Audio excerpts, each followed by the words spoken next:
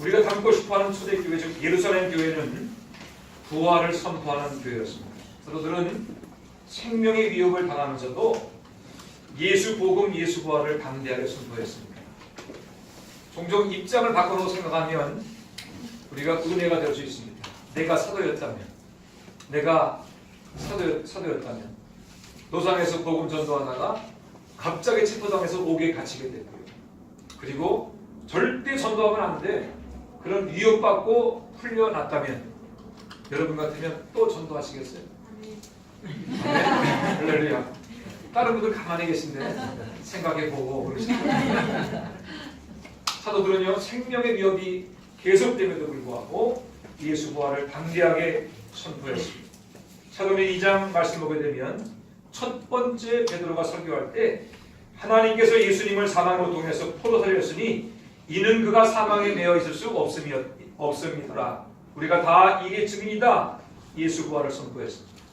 사도행전 3장에서도 성전 미문에 걷지 못하는 사람을 일으켜 세운 이후에 이 놀라운 기적을 보려고 몰려온 사람들에게도 예수님의 부활을 선포합니다. 그러나 하나님이 죽은 자 가운데서 예수님을 살리셨으니 우리가 이 일의 증인이다. 사도행전 4장에서도 보게 되면 예수를 증거하는 일로 옥에 갇혔다가 신문을 받던 베드로는 예수님의 부활을 선포합니다. 너희가 십자가에 못 박고 하나님의 죽은 자 가운데 살리신 나사렛 예수 그리스도의 이름으로 이 사람이 건강하게 되어 너희 앞에 서느니라. 그리고 오늘 본문의 말씀, 풀려났다가 다시 감옥에 갇히고 신문당하는 자리에서도 베드로와 사도들은 예수님의 부활을 선포합니다. 너희가 나무에 달아 죽인 예수를 우리 조상의 하나님이 살리셨느니라. 사도들이 왜 이렇게 반복해서 똑같은 설교를 할까요? 그거밖에 없으니까?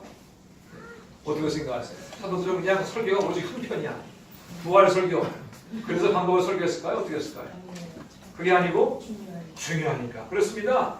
여러분, 반복되는 부활의 설교를 통해서 우리는 초대교회가 예수 부활을 선포하는 교회였음을 알게 됩니다. 사도들은 율법과 철학을 설교한 것이 아닙니다. 사도들은 자신의 경험담을 설교한 것이 아닙니다. 너희가 십자가에 못 박아 죽인 예수를 하나님께서 살리셨다. 언제 어디서나 예수 부활을 선포했습니다. 예수 부활은 기독교 신앙의 뿌리이고 예수 부활은 우리 신앙의 핵심이기 때문에 사도들은 예수 부활을 계속해서 증거하고 선포한 것입니다. 예수님의 탄생과 죽음 그것으로 끝났다고 하게 되면 세상의 구원을 위한 하나님의 계획은 실패로 끝난 것입니다. 예수님이 죽음을 이기시고 부활하심으로 말미암아 비로소 세상의 구원을 위한 하나님의 계획이 완성된 줄로 믿으시기를 바랍니다. 네. 일부 시간에는 사도 바울의 증언을 통해서 교회가 예수 부활의 중요성과 예수 부활을 선포해야 되는 세 가지 이유를 말씀을 드렸습니다. 기억나시나요? 기억나세요? 네. 제가 정리해 드리겠습니다. 첫째로 예수님의 탄생과 삶과 죽음, 부활과 승천과 재림, 이 모든 것을 믿는 사람이 구원을 받기 때문이다 하겠습니다. 여기서 하나라도 빼면 된다 안 된다? 안 된다 그랬습니다. 예수님의 탄생과 삶과 죽음과 부활과 승천과 재림, 그리스도 예수에 관한 성경의 모든 증언을 우리가 다 믿을 때 구원을 받는다라고 말씀을 드렸습니다. 여러분, 성경은요 우리를 설득하지 않습니다. 성경은 우리에게 타협하지 않습니다. 하나님은 절대로 우리와 타협하는 분이 아닙니다. 믿는 자는 구원받을 것이고 믿지 않는 사람은 멸망을 당하게 될 것입니다.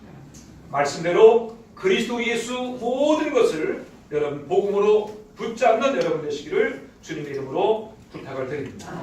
두 번째로 예수 부활을 믿는 사람이 진정한 교회라고 말씀을 드렸습니다. 어떤 교회가 진짜 교회입니까? 어떤 교회가? 예수 부활을 믿는 교회가 진짜 교회. 아무리 여러분 건물이 화려하고 웅장해도 그곳에 있는 사람들이 그리스도 예수의 부활을 믿지 않으면 그것은 진정한 교회가 아니다고 하는 거죠. 오늘날 안타까운 것은 예수님의 부활, 그 복음에 대한 선포가 희미해지고 있고 부활에 대한 믿음이 희미해지고 있는 것이 걱정입니다. 그러나 우리는 무엇보다 예수 부활을 굳게 붙잡게 되기를 주님의 이름으로 부탁을 드립니다. 7번째로 예수님의 부활은 우리의 모든 고난에 대한 가장 확실한 위로가 된다라고 말씀을 드렸습니다. 우리가 예수 믿으면 고난받습니다. 십자가를 지게 됩니다. 때로 모함과 비방과 조롱을 당할 때가 있습니다. 그럼에도 불구하고 예수를 믿는 이유는 무엇입니까? 왜 그럴까요? 우리가 부활하고 영생의 승리를 얻게 될 것이기 때문입니다. 여러분, 부활과 영생은 우리 모든 수고와 눈물과 아픔에 대한 충분한 상급과 보상이 됨을 믿으시기를 바랍니다. 예수님의 부활, 그 위로와 상급을 믿으시고 날마다 승리하는 여러분 되시기를 주님의 이름으로 부탁을 드립니다. 자, 1부에 이어서도 왜 교회가 예수 부활을 계속 선포해야 되는가, 그 이유에 대해서 말씀을 전하겠습니다. 먼저 고린도전서 15장을 펴시기 바랍니다. 고린도전서 15장 말씀 펴시고 우리 33절과 34절 말씀 읽겠습니다. 고린도전서 15장 33절과 34절 말씀. 고린도전서는 구약에 있지 않고 신약에 있죠? 네. 15장 33절과 34절 읽습니다. 시작.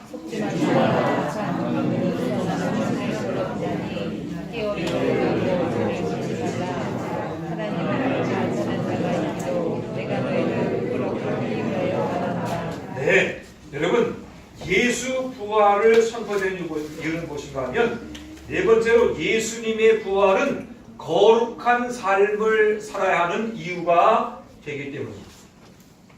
사도 바울이 말합니다. 속지 말라. 악한 동무들은 선한 행실을 더럽히나니 깨어 의를 행하고 죄를 짓지 말라. 이렇게 말합니다.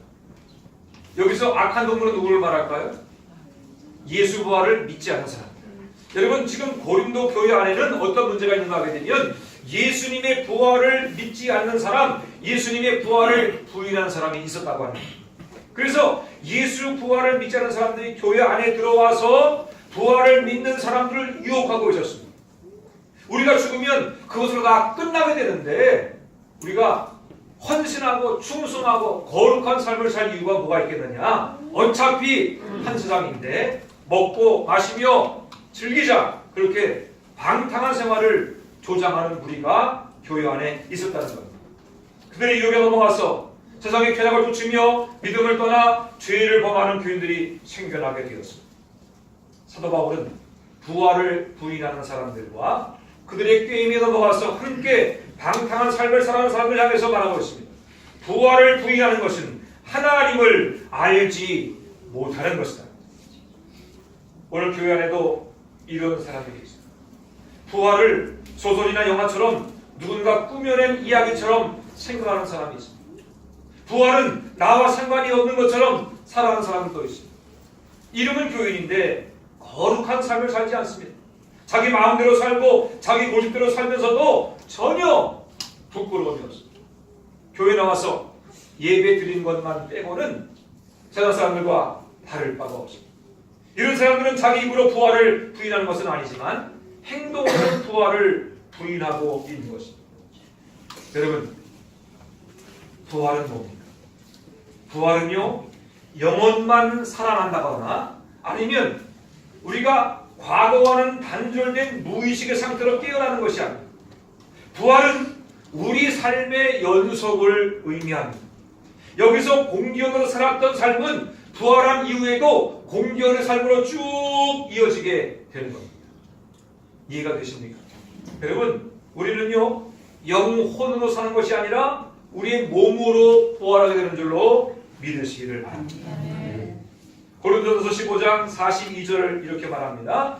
죽은 자의 부활도 그와 같으니 썩을 것으로 심고 썩지 않을 것으로 다시 살아나며 그랬습니다. 현대 성경이 이것을 이렇게 번역했습니다. 이와 같이 죽으면 썩어질 우리의 땅 위의 몸도 다시 살아날 때에는 썩지 않은 몸으로 다시 살아나게 될 것입니다. 그랬습니다.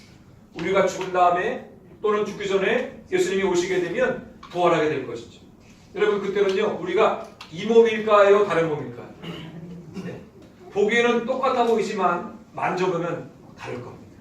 예? 전혀 다른 몸으로 부활하게 된다라고 하는 겁니다. 지금 우리의 몸은요, 썩어요, 안 썩어요? 썩습니다.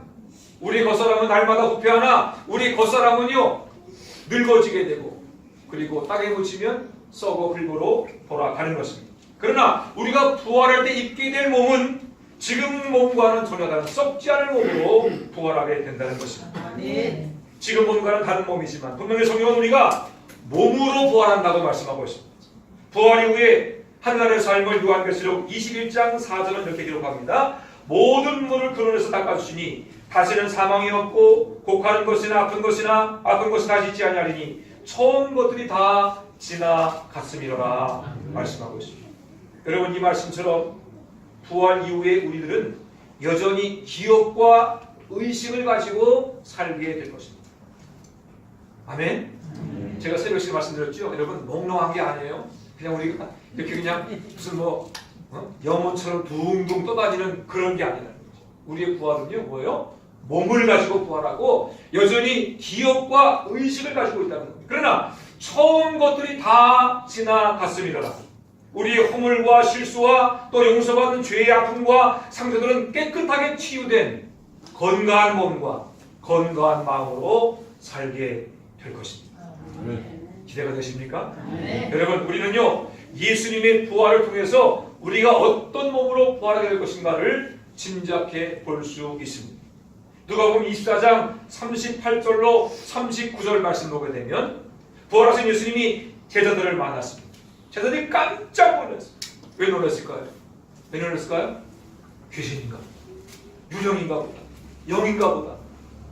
예수님의 부활을 보고도 제자들은 깨닫지 못했습니다. 예수께서 이렇게 말씀했습니다. 어찌하여 두려워하며 어찌하여 마음에 의심이 일어나느냐?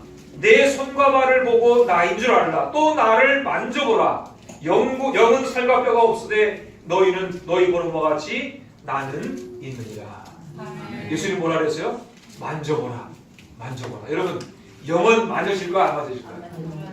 영은 만져져요? 안 만져져요? 만져보셨어요? 그런데 영은 우리 육과 다르잖아요. 영혼은요, 만져지는 것이 아닙니다. 우리 몸은 만져집니다. 그런데 예수께서 어째서 두려워하냐? 어째서 의심하냐? 나를 만져보라 그랬어요. 왜 만져보라 그랬을까요? 뭘 증명하기 위해서? 예수님께서 몸으로 부활했음을 제자들에게 보여주기 위해서 만져보라 라고 한 것입니다. 만져봤을까요, 제자들이? 잘 모르겠어요. 성경에 안 나와 있어요. 그리고 예수님께서 뭐라고 말씀했냐면, 그래도 제자들이 믿지 못하니까 먹을 것을 달라고 그랬어요. 그 제자들 앞에서 구운 생선 한 토막, 생선을 잡수신 것을 성경 말씀 가운데 나와 있습니다. 그러니까 예수님은 구운 생선을 잡수심으로 뭘 증명해 보인 거예요? 나는 영이 아니고 나는 몸으로 부활했다. 그것을 제자들에게 알려주신 것입니다. 여러분, 부활하신 예수님은 몸으로 부활했지만 그 몸은 예수님이 죽기 이전의 몸이 아니었다는 겁니다. 분명히 식사를 하셨지만 그 몸은 시간과 공간을 초월하는 신비한 몸이었습니다. 그래서 문을 다 걸어 잠궜는데 예수님이 들어왔어요? 안 들어왔어요? 쑥 들어왔어요. 그렇지요? 다 걸어 잠궜는데 이 몸 가지고 돼요? 안 돼요? 안 돼요. 이 몸 가지고 실험 한번 해보세요. 저기 콱 부딪혀서 여기 뭐가 상처가 생길 겁니다. 그러나 부활의 몸은요, 시간과 공간을 초월하는 신비한 몸. 똑같은 몸이겠지만 그러나 시간 공간을 초월할 수 있다라고 하는 것입니다. 예수님에 대해서 바울은 말하기를 부활의 첫 열매가 되신다. 첫 열매. 여러분, 첫 열매는 뭘까요? 사과가 처음 다니는 걸 보면 그 다음에 계속해서 그 다음에 뭐가 달릴 것 같아요? 배도 달리고 감도 달리고 파인애플도 달리고 그러나요? 아니에요. 사과가 달리면 그 다음에 뭐예요? 똑같은 사과가 계속 달립니다. 똑같은 사과가 달립니다. 그러니까 예수님이 부활의 첫 열매가 된다고 하는 것은 무엇인가 하게 되면 똑같은 모습, 똑같은 내용. 예수님의 부활을 보면서 우리가 저렇게 부활할 것을 깨닫게 된다라고 하는 것입니다. 그러므로 우리도 부활할 때 어떤 몸을 가질까요? 예수님처럼 신비한 몸을 가지게 될 줄로 믿으시기를 바랍니다. 예수님께서 시간과 공간의 제약을 받지 않고 마음대로 오갈 수 있는 것처럼 우리도 그런 몸을 가지게 될 것입니다. 아멘. 기대가 되시죠? 아멘. 여기 있다가 미국 가야지 그러면 뿅 저는 미국에 갈 수 있어요. 네? 여기 있다가 어디 가지 그러면요 그냥 건물 속으로 우리가 맡기지 않고 갈 수 있습니다. 비행기를 타지 않고 문을 열지 않고도 얼마든지 시간과 공간을 초월해서 오갈 수 있는 신비한 몸을 가지게 될 것입니다. 아멘. 예수님이 제자들을 알아보고 제자들 예수님을 알아본 것처럼 죽음을 이기고 부활한 우리도 서로 그때 알아볼까요? 못 알아볼까요? 다 알아볼까요? 못 알아볼까요? 다 알아볼 거예요. 다 알아볼 겁니다. 오셨군요. 오셨군요. 네? 그럴까요? 안 그럴까요? 그렇죠, 여러분. 우리가 다 알아보게 될 겁니다. 여러분도 저를 알아보게 될 것이고 저 또한 여러분을 알아보게 될 것입니다. 부활한 우리들은 살아가서 땅에서 천사들의 축제를 즐기고 기뻐하며 감사하는 찬양하는 삶을 살게 될 것입니다. 우리는 여전히 땅의 기업들을 가지고 있을 것입니다. 아유, 장로님이 힘드신데 그때 새벽기도 오시느라고 고생 많으셨어요. 권사님 그때 추운 날도 막 오셔가지고 새벽기도 오시느라고 수고하셨어요. 그때 우리 서로 그렇게 이야기를 나눌 겁니다. 할렐루야. 네. 그렇게 깨닫게 되기를 바랍니다. 그렇기 때문에 우리는요 이런 부활의 소망을 가지며 거룩한 삶을 살아가야 됩니다. 우리가 부활할 것이기 때문에 우리가 다시 만나게 될 것이기 때문에 부활을 모르는 사람처럼 먹고 마시며 허랑방탕한 삶을 살아서는 안 될 것입니다. 우리의 목적지는 이 땅이 아니라 영원한 천국이기 때문에 부활을 바라보며 죄를 버리고 부활을 바라보며 고난을 이겨내고 부활을 바라보며 주의 말씀에 순종하는 삶을 살아가야 될 줄로 믿으시기를 바랍니다. 사람들은 말합니다. 부활이 어디 있냐? 죽은 사람이 어떻게 살아나냐? 그런 사람들을 향해서 나를 봐라. 나를 봐라. 내가 부활의 소망을 가지고 주님 닮은 삶을 살고 있지 않아. 내 삶이 바로 부활의 증거라고 당당하게 말할 수 있는 여러분 되기를 주님의 이름으로 부탁을 드립니다. 다섯 번째로 예수 부활은 우리의 승리를 보장하기 때문에 교회는 날마다 부활을 선포해야 될 것입니다. 우리 다 같이 고린도전서 15장 54절로 57절 말씀. 고린도서 15장 54절로 57절 말씀을 함께 읽습니다. 시작. 이 사람을 지속하냐고 이 물건을 지켜하냐고 이럴 때에는 사망을 삼리고 일이라고 기록된 말씀이 말이라. 사망아 너희가 어디냐 사망아 선 곳이 어디냐 사망이 쏟아서 주의 얼굴 보이라. 우리 주 예수 그리스도 말미암아 신을 신뢰하는 감사하니 아멘. 이 말씀은요 현대어 성경은 이렇게 번역합니다.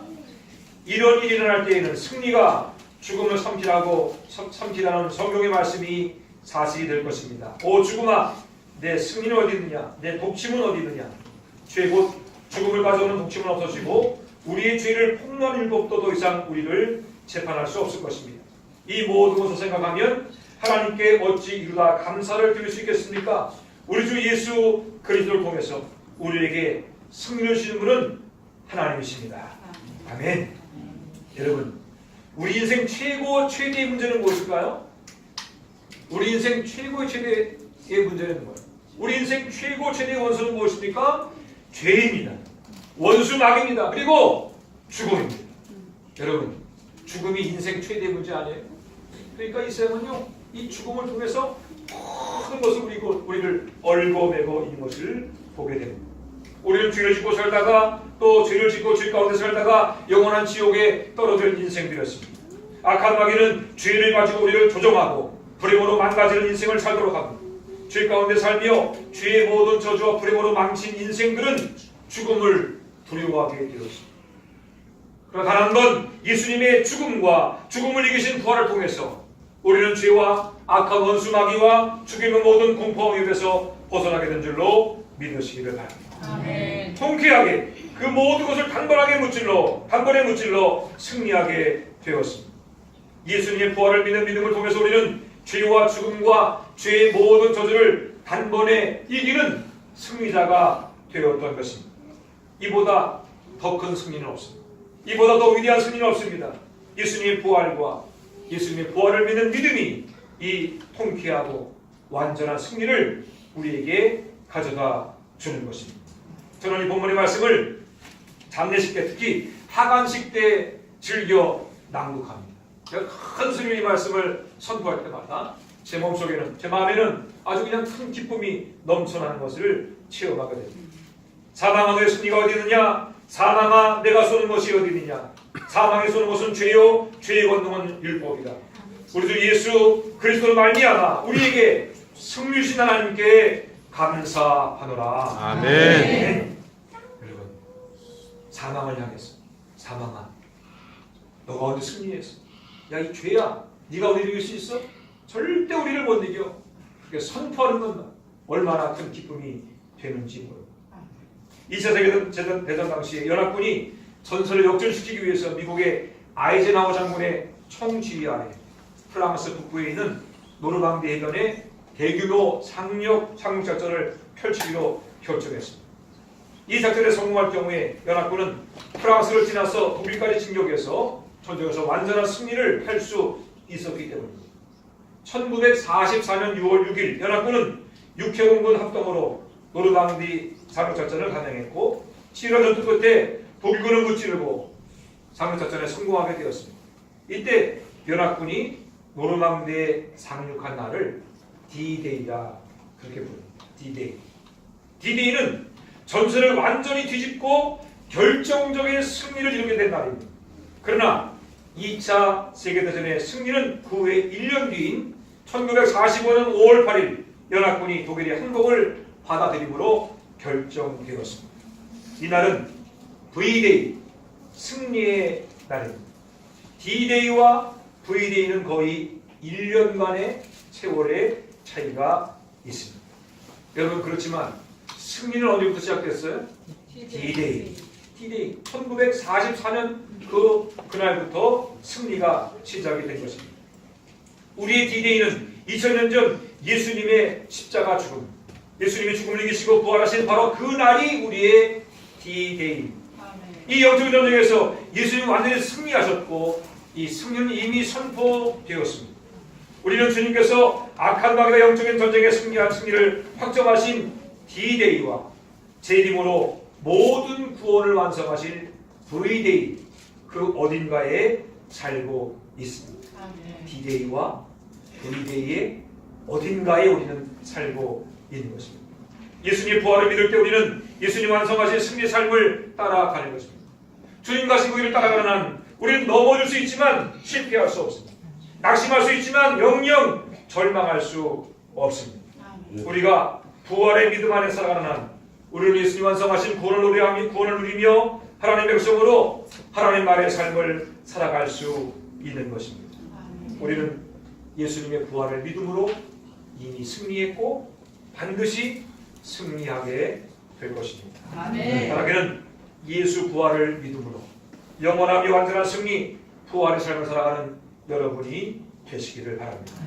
날마다 부활을 선포하며 부활의 증인으로 살아가는 춘천 제1감리교가 되시기를 주님의 이름으로 부탁을 드립니다. 아멘. 이제 말씀 마치겠습니다. 여러분, 인천공항 가보셨죠? 갈 때 어떻게 갑니까? 큰 다리를 하나 건너갑니다. 인천공항은 영종도 하고 신불도 하고 이렇게 삼목도 하고 합쳐가지고 그것을 이제 육지처럼 대관해서 그곳에 공항을 만들었습니다. 제가 영종 삼목도에서 분석을 했는데 그때 함께 근무하던 방위병들이 오시게 되면 이 땅 좀 사라, 오시게 되면 땅 주겠다고 했는데 그때 좀 살 걸 그랬어요. 지금 거기 공항이 생겼습니다. 물론 지금은 육지처럼 도로가 되어져 있지만 어쨌든 간에 섬이었기 때문에 그곳을 건너가려면 큰 다리를 건너가야 됩니다. 육지와 섬을 잇는 다리입니다. 여러분, 부활이라고 하는 것은 예수님의 초림과 재림을 이어주는 다리와 같습니다. 예수님의 탄생과 예수님의 재림은 예수님의 부활을 통해서 연결이 됩니다. 그래서 부활의 신앙이 중요한 것입니다. 대강절은 초림의 주님을 기뻐하고 재림의 주님을 소망하는 절기입니다. 주님의 재림을 소망하는 믿음은 부활의 믿음으로 시작이 됩니다. 우리 예수께서 죽음을 이기시고 부활했습니다. 성경대로 죽음을 이기시고 부활하신 예수님은 성경대로 머지않은 장래에 만왕의 왕으로 재림하실 것입니다. 부활의 믿음으로 다시 오실 예수님을 바라보고 소망과 기대와 감사와 찬양 속에 대강절기를 보내는 모든 성도가 되시기를 주님의 이름으로 축원해 드립니다.